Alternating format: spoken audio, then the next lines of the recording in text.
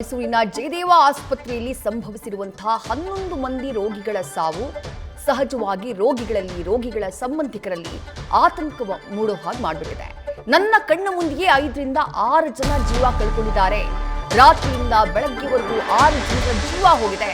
ಇದಕ್ಕೆ ಹೊಣೆ ಯಾರು ಅಂತ ಹೇಳಿ ರೋಗಿಯೊಬ್ಬರ ಸಂಬಂಧಿ ಪ್ರಶ್ನೆ ಮಾಡಿದ್ದಾರೆ. ಆಸ್ಪತ್ರೆಯಲ್ಲಿ ಯಾರೂ ಇದ್ರ ಬಗ್ಗೆ ತಲೆ ಕೆಡಿಸಿಕೊಳ್ತಾ ಇಲ್ಲ. ಡಾಕ್ಟರ್ ನಂಬರ್ ಕೊಡಿ ಅಂತ ಕೇಳಿದ್ರೆ ಅದನ್ನೂ ಕೊಡ್ತಾ ಇಲ್ಲ.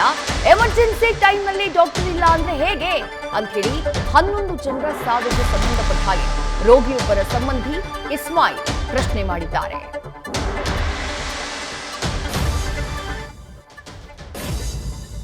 ಆಸ್ಪತ್ರೆಯಲ್ಲಿ 11 ಮಂದಿ ಮೃತಪಟ್ಟಿದ್ದಾರೆ. ಈ ಸಂಬಂಧ ಮಾತಾಡಲಿಕ್ಕೆ ರೋಗಿ ಸಂಬಂಧಿ ನಮ್ಮ ಜೊತೆ ಇದ್ದಾರೆ. ಅವ್ರನ್ನ ಮಾತಾಡಿಸ್ತಾ ಹೋಗ್ತೀನಿ. ಸರ್, ಈ ಒಂದಷ್ಟು ಜನ ಅಂದರೆ 11 ಮಂದಿ ಮೃತಪಟ್ಟಿದ್ದಾರೆ ಸರ್. ನಿಮ್ಮ ಕಡೆ ಪೇಷಂಟ್ ಕೂಡ ಇದ್ರು ಅಂತ ಹೇಳಿದ್ರಿ ಸರ್. ಯಾಕೆ ಏನಾಗ್ತಿದೆ ಸರ್?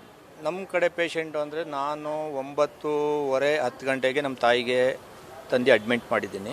ಆವಾಗ ಎಮರ್ಜೆನ್ಸಿ ಹಾಸ್ಪಿಟ್ಲಲ್ಲಿ ಡಾಕ್ಟ್ರ್ ಇದ್ದರು. ಆವಾಗ ನಮ್ಮ ತಾಯಿಗೂ ಎಲ್ಲ ಚೆಕಪ್ ಎಲ್ಲ ಮಾಡಿದ್ರು, ಮತ್ತು ICUಗೂ ಹಾಕಿದ್ರು, ಎಲ್ಲ ಆಯಿತು. ನಾನು ಆಮೇಲೆ ಅಡ್ಮಿಟ್ ಎಲ್ಲ ಮಾಡಿಬಿಟ್ಟು ನಮ್ಮ ತಾಯಿ ಜೊತೆ ನಮ್ಮ ಅಕ್ಕನಿಗೆ ಒಳಗಡೆ ಬಿಡ್ಬಿಟ್ಟು ನಾನು ಆಚೆ ನಿಂತಿದ್ದೀನಿ. ನಾನು 4 ಗಂಟೆಯಿಂದ ಆಚೆನೇ ಕೂತಿದ್ದೀನಿ. ಆದರೆ ಎಲ್ಲ ಪೇಷಂಟ್ ಬರ್ತಾಯಿದ್ದಾರೆ. ICUನಲ್ಲಾಗಲಿ 4 ಗಂಟೆ ಮೇಲೆ ಒಬ್ಬರು ಡಾಕ್ಟ್ರು ಒಳಗಡೆ ಯಾರೂ ಇಲ್ಲ, ಯಾರೂ ರೆಸ್ಪಾನ್ಸಿಬಲ್ ಕೊಡ್ತಾ ಇಲ್ಲ. ಡಾಕ್ಟ್ರ್ ಕರೀರಿ ಅಂದರೆ ಯಾರೂ ಕರೀತಾ ಇಲ್ಲ, ಡಾಕ್ಟ್ರ್ ನಂಬರ್ ಕೊಡಿ ಅಂದರೆ ಯಾರೂ ಡಾಕ್ಟ್ರ್ ನಂಬರ್ ಕೊಡ್ತಾ ಇಲ್ಲ. ರಾತ್ರಿ ನನ್ನ ಕಣ್ಮುಂದೆನೇ ರಾತ್ರಿಯಿಂದ ಬೆಳಗ್ಗೆ ಗಂಟ 5 ರಿಂದ 6 ಜನ ಸತ್ತಿದ್ದಾರೆ. ಇದಕ್ಕೆ ಹೊಣೆ ಯಾರು? ನಾವು ಕೇಳಕ್ಕೆ ಹೋದರೆ ಯಾರು ಒಬ್ಬರು ರೆಸ್ಪಾನ್ಸಿಬಲ್ ಕೊಡ್ತಾ ಇಲ್ಲ. ಯಾರು ಮ್ಯಾನೇಜ್ಮೆಂಟ್ ಯಾರಿದ್ದಾರೆ ಅವ್ರು ಕರೀರಿ ಅಂದರೆ ಅವ್ರು ಕರೀತಾ ಇಲ್ಲ. ಡಾಕ್ಟ್ರದ್ದು ಫೋನ್ ನಂಬರ್ ಕೊಡಿ ಅಂತ ಫೋನ್ ನಂಬರ್ ಕೊಡ್ತಾ ಇಲ್ಲ. ಆಮೇಲೆ ಗಲಾಟೆ ಎಲ್ಲ ಮಾಡಿ ಪೊಲೀಸ್ನವರು ಅವರು ಇವರು ಬಂದಾಗ ಅವ್ರವ್ರ ಡೆಡ್ ಬಾಡಿ ಅವ್ರವ್ರು ಇದು ಆಂಬುಲೆನ್ಸಲ್ಲಿ ತಗೊಂಡೋದ್ರು, ಒಬ್ಬರು ಕಾರಲ್ಲಿ ತಗೊಂಡೋದ್ರು, ಒಬ್ಬರು ಅವ್ರ ಗಾಡಿ ಬಾಡಿಗೆ ಮಾಡ್ಕೊಂಡು ಹೋದ್ರು. ಆಮೇಲೆ ಬಂದು 2 ಗಂಟೆ ಆದಮೇಲೆ ಗಲಾಟೆ ಆದಮೇಲೆ 2 ಗಂಟೆ ಆದಮೇಲೆ ಡಾಕ್ಟ್ರು ಬಂದಿದ್ದಾರೆ. ಯಾರು ಒಬ್ಬರು ನರ್ಸ್ ಆಗಲಿ ಯಾರು ರೆಸ್ಪಾನ್ಸಿಬಲ್ ಕೊಡ್ತಾ ಇಲ್ಲ. ಇವಾಗ ಎಮರ್ಜೆನ್ಸಿ ಟೈಮಲ್ಲಿ ಡಾಕ್ಟ್ರ್ ಇಲ್ಲ ಅಂದರೆ ಏನು ಕತೆ? ನಾವು ಆ ಪ್ರಶ್ನೆ ಕೇಳಿದಾಗ ನಿಮ್ಮ ತಾಯಿಗೆ ನೋಡಿದ್ರಲ್ಲ, ನಿಮ್ಮದು ಬೇರೆಯವ್ರ ಜಾತಿಗೆ ನಿಮ್ಮ ತಾಯಿಗೆ ಟ್ರೀಟ್ಮೆಂಟ್ ನಡೀತಾ ಇದೆಯಲ್ಲ, ಬೇರೆಯವ್ರ ಜಾತಿಗೆ ನಿಮಗೆ ಅಂತ ನನಗೆ ಉಲ್ಟಾ ಕೇಳ್ತಾ ಇದ್ದಾರೆ. ಆದರೆ ನಾನು ಬೇರೆಯವ್ರದ್ದು ನೋಡ್ಬಿಟ್ಟು ನಾನು ಮಾತಾಡೋಂಗಿಲ್ವಾ? ಬೇರೆಯವ್ರ ಪೇಷಂಟ್ ಪಾಪ ಹಳ್ಳಿಯಿಂದ ಜನಗಳು ಬಂದಿದ್ದಾರೆ ರಾತ್ರಿ, ಅವ್ರಿಗೆ ಯಾರು ನೋಡ್ತಾ ಇಲ್ಲ ಪಾಪ. ಅಡ್ಮಿಟ್ ಮಾಡೋ ಮುಂಚೆನೇ ಫಾರ್ಮ್ ಫಿಲಪ್ ಮಾಡಿ ಅದು ಮಾಡಿ ಬಿಲ್ ಕಟ್ಟಿ ಅದು ಕಟ್ಟಿ ಇದೇ ಮಾಡ್ತಾರೆ. ನೋಡ್ರಿ ಇದ್ರತ್ರ ಡ್ಯೂಟಿ ಡಾಕ್ಟ್ರಲ್ಲಿ ಯಾರು ಒಂದು ಡ್ಯೂಟಿ ಡಾಕ್ಟರ್ ಇಲ್ಲ ಸರ್. ನೀವು ಬೇಕಾದ್ರೆ CCTV ಫೋಟೇಜ್ ತೆಗೆದು ನೋಡಿ ಬೇಕಾದ್ರೆ 4 ಗಂಟೆ. ಈ ಬಗ್ಗೆ ಮಾತನಾಡೋದಕ್ಕೆ ಜಯದೇವ ಹೃದ್ರೋಗ ಸಂಸ್ಥೆಯ ನಿರ್ದೇಶಕರಾಗಿರುವಂತಹ ಡಾಕ್ಟರ್ ದಿನೇಶ್ ಅವರು ನಮ್ಮ ಜೊತೆ ದೂರವಾಣಿ ಸಂಪರ್ಕದಲ್ಲಿ. ಸರ್, ನಮಸ್ಕಾರ. ನಮಸ್ಕಾರ ಮೇಡಮ್. ಸರ್, ಡಾಕ್ಟರ್ ಸದಾನಂದ್ ಅವರು ಡೀಟೇಲ್ ಆಗಿ ಮಾತನಾಡಿದ್ರು. ಏನಾಗಿದೆ, ಏನ್ ಸಮಸ್ಯೆಗಳಿದ್ದಾವೆ ಆಸ್ಪತ್ರೆಯಲ್ಲಿ ಅನ್ನೋದನ್ನೆಲ್ಲ ಹೇಳಿದ್ರು. ಬಟ್ ಈ ರೀತಿಯಾಗಿ ಏಕಾಏಕಿ ಕೆಲವು ಗಂಟೆಗಳ ಅಂತರದಲ್ಲಿ 11 ಮಂದಿ ಸಾವನ್ನಪ್ತಾರೆ ಅಂತಂದ್ರೆ ಸಾರ್ವಜನಿಕ ವಲಯದಲ್ಲಿ ಒಂದಿಷ್ಟು ಅನುಮಾನಗಳು, ಆತಂಕಗಳು ಮೂಡೋದು ಸಹಜ ಅಲ್ವಾ ಸರ್? ತಮಗೇನ್ ಮಾಹಿತಿ ಸಿಕ್ಕಿದೆ ಸರ್? ಏನಾಗಿದೆ ಅನ್ನುವಂತ ಇನ್ಫಾರ್ಮೇಶನ್ ಸಿಕ್ಕಿದೆ ಸರ್ ಅಲ್ಲಿ? ಮೇಡಮ್, ಇದು 10 ರಿಂದ 11 ಸಾವು ಅಂತ ಏನು ತಾವು ಮಾಧ್ಯಮದಲ್ಲಿ ವರದಿ ಬರ್ತಾ ಇರೋದು, ಇವರೆಲ್ಲ ಒಂದೇ ದಿನ ಅಡ್ಮಿಷನ್ ಆಗಿಲ್ಲ ಮೇಡಮ್. ಇವರೆಲ್ಲ ಕಳೆದ 2-3 ದಿನಗಳಿಂದ ಅಡ್ಮಿಷನ್ ಆಗಿ ತೀವ್ರತರನಾದ ಹೃದಯಾಘಾತಕ್ಕೆ ಒಳಪಟ್ಟಿದ್ದವರು ಇವರೆಲ್ಲ. ಓಕೆ. ಸೊ ಇವರೆಲ್ಲ 2-3 ದಿವಸದಿಂದ ಟ್ರೀಟ್ಮೆಂಟ್ ತಗೊಂತಿದ್ದವರು. ಇವರೆಲ್ಲ ಏನ್ ಮಾಡಿದ್ದಾರೆ, ಏನು ನಾವು ಗೋಲ್ಡನ್ ಅವರ್ ಫಸ್ಟ್ 3 ಅವರ್ಸ್ ಅಂತ ಹೇಳ್ತಾರೆ, ಅದನ್ನ ಬಿಟ್ಟು ನಂತರ ಬಂದಿರೋರು ಇವರೆಲ್ಲ.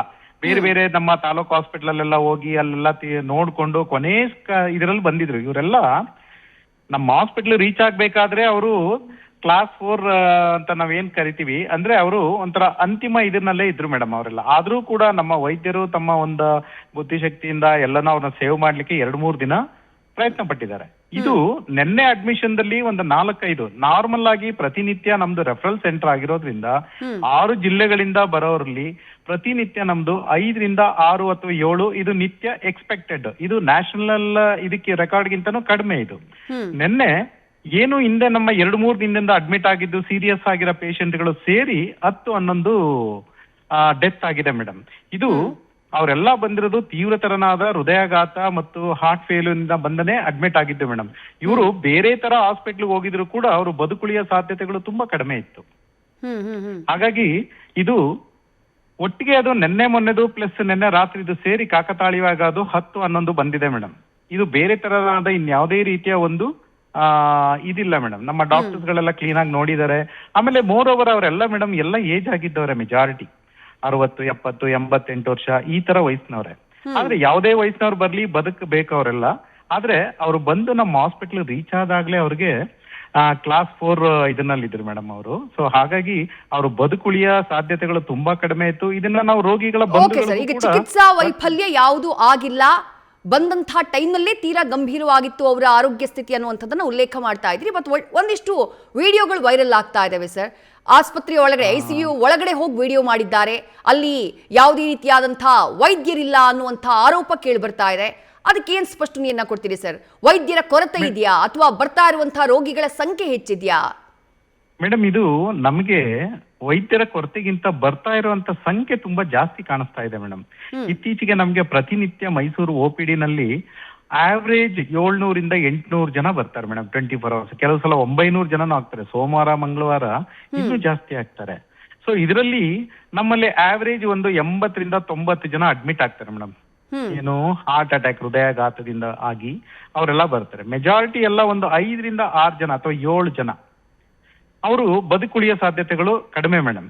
ಇದು ಏನು ನಮ್ಗೆ ವೈದ್ಯರ ಕೊರತೆ ಕೂಡ ಅಷ್ಟಾಗಿ ನಮ್ದೇನಿಲ್ಲ. ಇನ್ನೊಂದು 2-3% ಅದು ಇದಾದ್ರೆ ಅದು ಸರಿ, ಅದು ಇದೆ. ವೈದ್ಯರ ಕೊರತೆ ಅಥವಾ ವೈದ್ಯರ ನಿರ್ಲಕ್ಷ್ಯದಿಂದ ಇದು ಆಗಿರೋದಿಲ್ಲ ಮೇಡಮ್. ಇದು ಸ್ವಾಭಾವಿಕವಾಗಿ ಆಗಿರೋಂತ ಒಂದು ಘಟನೆ. ಇದು ಇದರಲ್ಲಿ ಯಾವುದೇ ರೀತಿ ವೈಫಲ್ಯ ಅಥವಾ ನಮ್ಮ ಟ್ರೀಟ್ಮೆಂಟ್ ಇದು ಆತರ ಇಲ್ಲ ಮೇಡಮ್.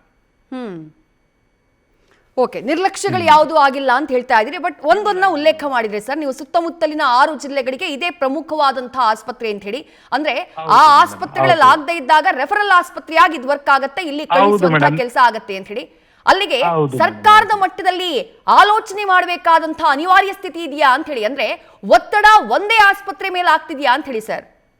ಅದು ಸ್ವಲ್ಪ ಮಟ್ಟಿಗೆ ಭಾಗಶಃ ನೀವು ಹೇಳ್ತಿರೋದು ಸರಿ ಅನ್ಸುತ್ತೆ ಮೇಡಮ್. ಯಾಕಂದ್ರೆ ನಮ್ಮ ಮೈಸೂರಿನಲ್ಲಿ ಈಗ ಒಂದು ಹಾಸ್ಪಿಟಲ್ ಇದೆ. ನಮ್ಗೆ ಮಡಿಕೇರಿ, ಹಾಸನ, ಮಂಡ್ಯ, ಚಾಮರಾಜನಗರ ಮತ್ತೆ ಮೈಸೂರು ಪ್ರಾಪರ್, ಪ್ಲಸ್ ನಮ್ಮ ಸುತ್ತಮುತ್ತಲಿನ ನೈಬರಿಂಗ್ ಸ್ಟೇಟ್ ಇಂದಾನು ಬರ್ತಾರೆ. ಪಕ್ಕದಲ್ಲಿಗೆ ಕೇರಳ, ವಯನಾಡು, ಕಣ್ಣೂರಿಂದನೂ ಬರ್ತಾರೆ. ಜೊತೆಗೆ ತಮಿಳುನಾಡು, ನಮ್ಮ ಏನ್ ಭಾಗ ಕೊಯಮತ್ತೂರು, ಮೆಟ್ಟೂರಿಂದನೂ ಬರ್ತಾರೆ.